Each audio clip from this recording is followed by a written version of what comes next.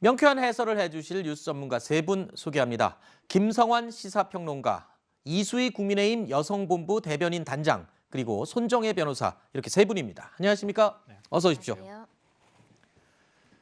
이제 57일 앞으로 다가왔습니다. 바로 대선 이야기인데요. 대선 이야기로 문을 열겠습니다.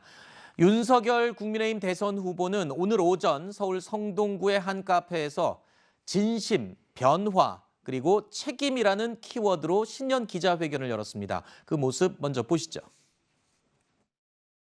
임대료를 임대인, 임차인, 국가가 3분의 1씩 나누어 분담하는 임대료 나눔제를 도입하겠습니다. 임대료의 3분의 1을 삭감하고 그중 20%는 세액 공제로 정부가 돌려드릴 것입니다. 재앙적 수준의 저출생을 극복하기 위한 제도적 변화를 시작하겠습니다. 아동, 가족, 그리고 인구 등 사회 문제를 다룰 부처들의 신설을 추진하겠습니다. 전 국민을 대상으로 부모 급여를 도입하겠습니다. 아이가 태어나면 1년간 매월 100만 원의 정액 급여를 받도록 하겠습니다. 방금 들으신 것처럼 윤석열 후보가 저출산 극복과 관련된 공약을 내놨습니다. 또 아동, 가족, 인구, 이런 사회 문제를 종합적으로 다룰 부처를 신설한다라는 내용의 발표를 했는데요. 최근에 여가부 폐지 공약을 내세워서 뜨거운 감자가 됐었죠. 자, 이 내용을 보완하는 내용으로 지금 발표를 했다. 이렇게 보면 됩니까? 예, 이게 이제 여성가족부가 네. 이게 여성이 먼저 있다 보니까 이제 여성에 대한 뭐 할당제라든가 이런 내지는 뭐 성폭 문제라든가 이런 거에 집중해 왔던 걸로 비춰지지만 또 많은 역할을 했던 게 가족과 관련된 그런 역할이었거든요. 근데 이제 여가부를 폐지한다고 하니까 그러면은 기존의 여가부에서 하던 가족과 관련된 그런 사업들은 정책들은 그러면 어떻게 되느냐라는 이제 문제 제기가 있었어요. 근데 또 오해도 받았고 그런 것까지 안 한다는 그건 아니고 또 여성 문제의 경우도 다른 부처하고 겹치는 것들도 많았기 때문에 그런 거를 아마 부처 간의 그 정책이라든가 업무 분장에 대한 효율성을 높이고 그 안에서 지금 아동, 가족, 인구 등 이렇게 사회 문제, 앞으로의 우리 대한민국의 미래를 준비하는 데 있어서 굉장히 중요한 사회 문제를 그거를 더 구체적으로 다루고 전문적으로 다루는 그런 부처를 만들겠다라고 오늘 발표가 된 거고요. 거기에서 지금 이제 나왔지만 저출산이나 저출생 이거는 용어 자체를 가지고도 젠더 간에 굉장히 갈등이 있어요. 근데 이런 거는 이제 저는 오늘 내세운 저 윤석열 후보의 저 기자회견에서는 역시 포스트 코로나 이후에 대한민국 미래에 대해서 문제를 진단했다는 데 큰 의미가 있는 것 같습니다. 네. 요 며칠 사이에 윤석열 후보가 이 다양한 공약들을 쏟아내고 있습니다. 아마도 지난주 이준석 대표와의 극적인 갈등 봉합 이후에 도드라진 행보라고 볼 수 있을 텐데요. 자, 이런 모습이 과연 지지율에 반영이 됐을까요? 이준석 대표는 어떻게 보고 있는지 들어보시죠. 의총 끝난 다음에 윤 후보와 제가 이제 처음에 와서 따봉하실 때 그 다음에 따봉한 다음에 나가서 잠깐 한 20분 정도 얘기를 했습니다. 여기 있는 모든 사람 중에서 대선 졌을 때 집에 갈 사람은 당신하고 나밖에 없다 그랬더니 윤 후보 뭐라세요? 웃죠. 국회의원님들이 설마 우리 대선 진다고 해가지고 자기 사퇴할 것 같냐? 아니다.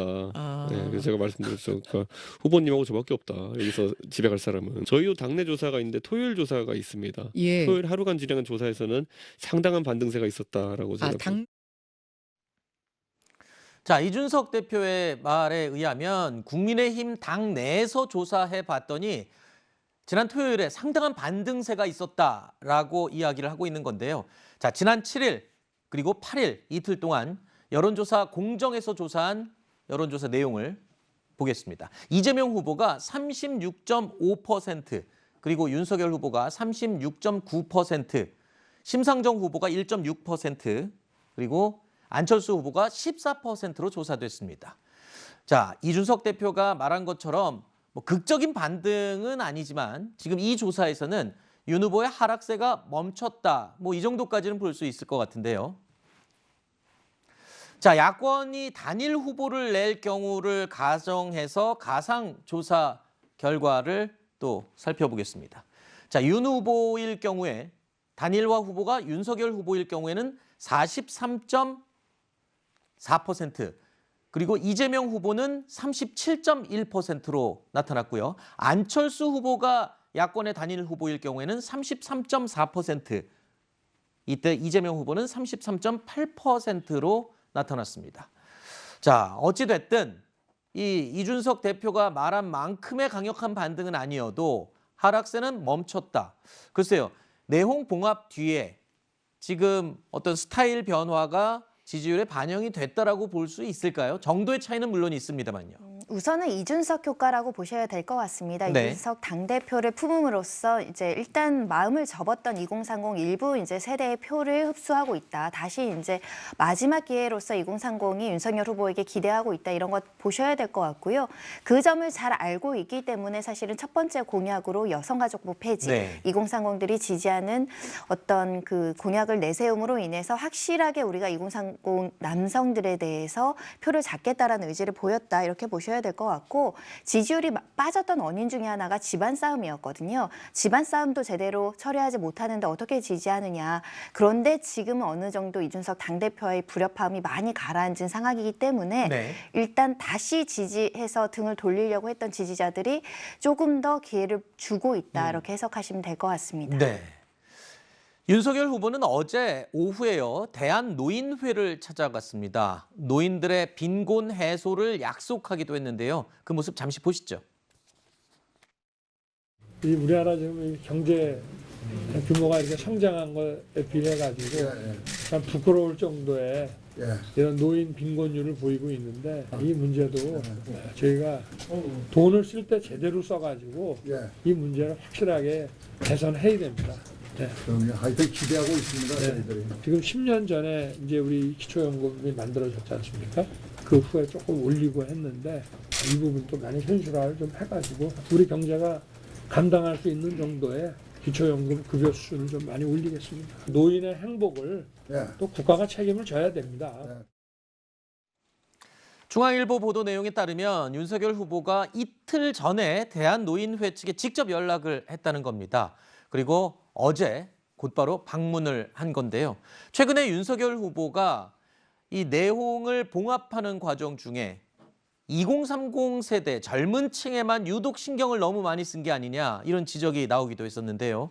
이러다 보니까 원래는 집토끼로 인정이 되어 왔던 국민의힘의 노년층 유권자들을 끌어안기에 나선 게 아니냐, 그동안 혹시라도 집토끼를 놓칠 수 있는 그런 상황이 벌어진 게 아니냐, 이걸 염두한 게 한 것 같아요. 아무래도. 우리 믿었던 사람한테 배신당하면 다시는 돌아보지 않잖아요. 그 배신감이 더 크겠죠. 네, 그렇죠. 네. 그거랑 비슷한 거죠. 그러니까 집토끼라고 얘기는 하고 있지만 윤석열 후보한테 실망한 노년층도 적지 않을 거예요. 그러니까 배우자 리스크도 뭐 가장 큰 타격을 미쳤을 거고요. 후보자에 잇따른 실언도 역시 영향을 미쳤을 겁니다.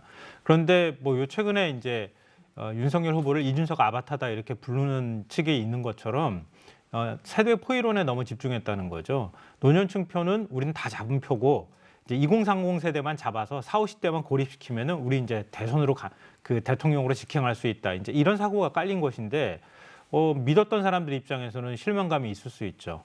그러니까 윤석열 후보가 그동안에 지지율이 많이 떨어졌는데 다시 지지층을 다져서 더 이상 지지율 빠지지 않게 하고 난 다음에 공약이라 이런 것들로 승부하면서 점점 지지층을 확장시켜 나가는 작업에 들어갔다.